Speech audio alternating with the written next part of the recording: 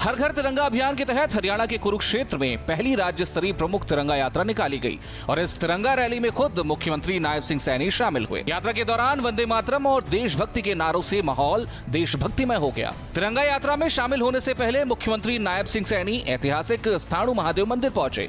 श्रावण के दूसरे सोमवार पर उन्होंने भगवान शिव का रुद्राभिषेक किया और बेलपत्र अर्पित कर पूजा अर्चना की। इसके बाद मुख्यमंत्री तिरंगा यात्रा में शामिल हुए। तिरंगा यात्रा पिपली सेक्टर 2 से शुरू हुई।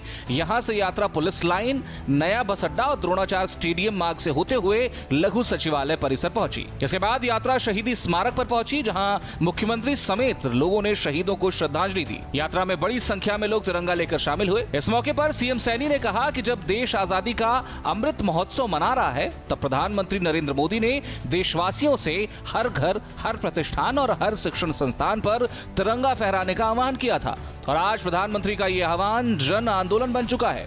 आदरणीय मोदी जी ने जब भारत अमृत महोत्सव मना रहा था, उस समय में देश के यशस्वी प्रधानमंत्री आदरणीय मोदी जी ने अपील किया था कि हमें तिरंगा हर्षोल्लास के साथ मनाना चाहिए, तिरंगा हर घर पे फहराना चाहिए, तिरंगा हर प्रतिष्ठान पर फहराना चाहिए, तिरंगा हर शिक्षण संस्थान पर फहराना चाहिए।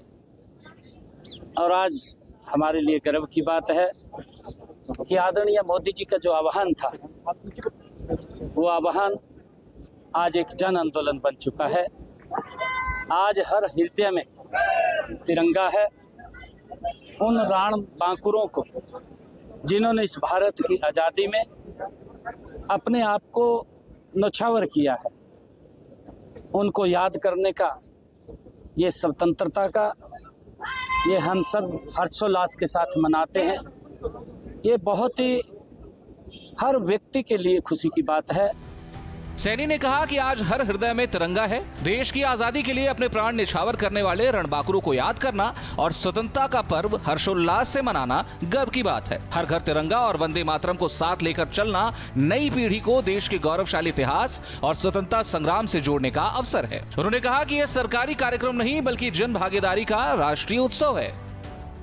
आदरणीय प्रधानमंत्री नरेंद्र मोदी जी ने यह भी कहा था कि ठीक 15 अगस्त से एक दिन पहले 14 तारीख को कुछ जो फैसला गलत हुआ है, उस फैसले गलत के कारण हमारे करोड़ों लोगों को इधर से उधर होना पड़ा। बहुत सारे अत्याचार उनके ऊपर हुए, परिवार से बिछड़ गए, बच्चों से बिछड़ गए, माँ बाप से बिछड़ गए, अपनी जमीन छोड़ दी, अपना घर बार छोड़ दिया। बेटियों के ऊपर अत्याचार हुए, बेटियों के उस अत्याचार को परिवार देख नहीं पाए, उनको मौत के घाट उतार दिया गया। किस प्रकार का मंजर था। आदरणीय प्रधानमंत्री जी ने कहा कि एक दिन पहले हमें विभाजन विभीषिका स्मृति दिवस, उनको भी याद करना चाहिए, उनको भी श्रद्धांजलि अर्पित करनी चाहिए। और इसके माध्यम से एक दिन पहले विभाजन विभीषिका स्मृति दिवस हम मनाते हैं, उनको याद करते हैं। स्वतंत्रता दिवस की मैं सभी को बहुत बहुत बधाई और शुभकामनाएं देता हूं। अपील करता हूं, अपने घर पर तिरंगा अवश्य फहराएं, अपने प्रतिष्ठान पर तिरंगा अवश्य फहराएं। ये याद दिलाता है उन रणबांकुरों की, उन स्वतंत्रता सेनानियों की, उन शहीदों की, जिन्होंने इस भारत माँ की रक्षा के लिए, इस भारत माँ की गुलामी की जंजीरों को काटने के लिए अपने आप को कुर्बान किया है। ये उनकी याद दिलाता है। हमें श्रद्धापूर्वक उन्हें याद भी करना चाहिए, नमन भी करना चाहिए और उनकी याद में हमें तिरंगा भी फहराना चाहिए। मुख्यमंत्री ने विभाजन विभीषिका स्मृति दिवस को लेकर भी लोगों से जुड़ने का आह्वान किया।